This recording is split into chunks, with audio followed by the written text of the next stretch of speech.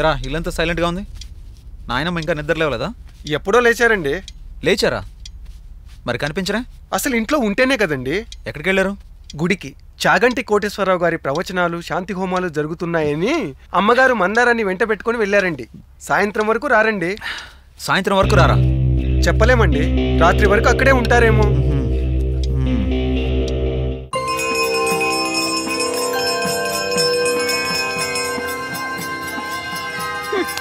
తిండిపోతా దేవుడి నైవేద్యానికి తెచ్చిన పళ్ళెవరైనా తింటారా? వెళ్ళి చేతులు కడుకురాపో. అలాగే నమ్మగారు.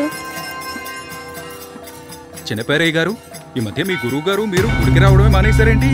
పెళ్లిళ్ళ సీజన్ కదండి, కాస్త బిజీగానే ఉన్నాం. ఆయన అడిగానని చెప్పండి. అలాగేనండి. చిన్నపేరయ్య గారు ఒకసారి ఇలా రండి. ఏమయ్యా, మీ గురువు గారికి ఇదేమైనా బాగుందా? ఆ రోజు మీ గురువుగారు పంపిన ఫోటోలో ఓ అమ్మాయి నచ్చింది.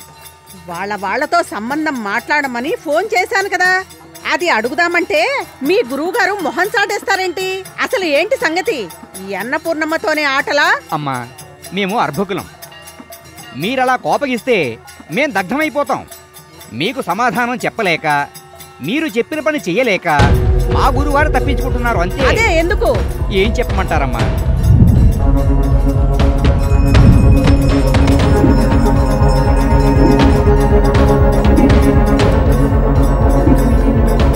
మీకు మీ సంబంధానికి ఓ నమస్కారం. పంతులు గారు,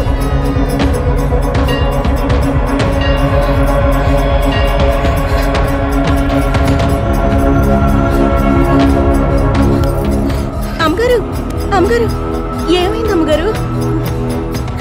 డ్రైవర్ని కారు తీయమను. ఆ రామభద్రయ్య గారి అమ్మాయిని కుదర్చాలని వెళ్తే వారు మీ వాడి పేరు వివరం తెలుసుకుని కోపంతో తాండవం ఆడేశారమ్మా. మా వాడికి ఏం తక్కువ అంట? అన్నీ ఎక్కువేనట. ఆస్తిపాస్తులు, అందచందాలతో పాటు చెడు అలవాట్లు, జూదాలు, రేసులు, అమ్మాయిలతో తిరగడం, మద్యం, అన్ని సకల దుర్గుణాలు ఉన్నాయని వారంతటా వారే అన్నారమ్మా. ఆయన మాటలు అబద్ధాలేమోనని మా గురువుగారు నేను కూడా వాకప్ చేశాం. నిజంగానే మీ మనవడు వ్యసనపరుడని ఖచ్చితంగా తెలిసింది. ఇందులో అబద్ధం ఉంటే నా నాలుగు పోయించండి, పడతాను. వద్దమ్మా, ఇక చాలు. ఇది 2 జీవితాలను కలిపే పెళ్లి వ్యవహారం. చూస్తూ చూస్తూ ఓ ఆడపిల్ల గొంతు పోయలేదు.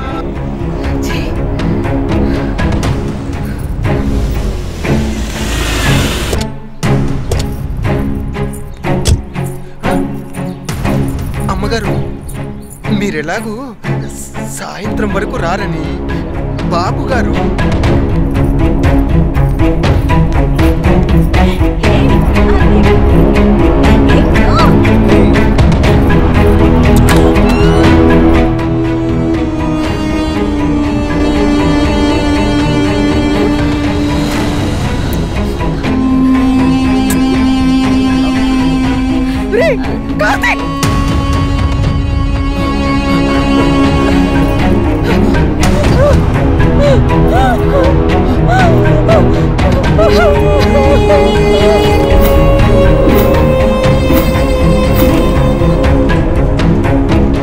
డాక్టర్ గారు మిమ్మల్ని రమ్మంటున్నారు.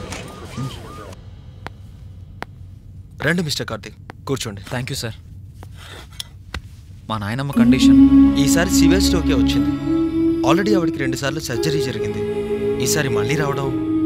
సారీ మిస్టర్ కార్తిక్, నేనెంత చెప్పినా మీరు ఆవిడని అంత కేరింగ్గా చూసుకోలేదనిపిస్తోంది. అది మా బ్యాడ్ లక్. బట్ ఈసారి అలా జరగదు. సర్జరీ అవసరం అయితే చేసేయండి సార్. ఇప్పుడు సర్జరీ చేస్తే ఆవిడ బాడీ తట్టుకోలేదు కార్తిక్. ఇంకో బ్యాడ్ థింగ్ ఏంటంటే ఆవిడ బతికేది మరో 3 నెలలు మాత్రమే. ఆవిడ దేని గురించి వర్రీ అవుతుందో అది జరిగేలా చూడండి.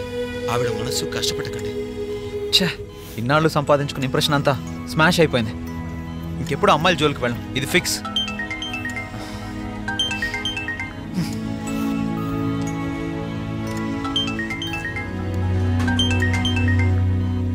ఏంట్రా? నమస్తే బాస్. తర్వాత కట్ చేయకండి బాస్. ముంబై మోడల్ సూపర్గా ఉంది బాస్. మీరు రెడీయేనా? రేయ్, నాకు ఇప్పుడు మూడ్ లేదురా. ఈ ఫిగర్ ని చూస్తే చాలు బాస్, మూడు దానంతటైతే తన్నుకుంటూ వస్తుంది. బా నన్ను ఇబ్బంది పెట్టేస్తున్నాడే. సరే ఎంత?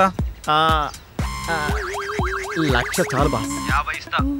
ఫైనల్గా 70 నా కమిషన్తో సహా. ఓకే ఇప్పుడే వస్తా.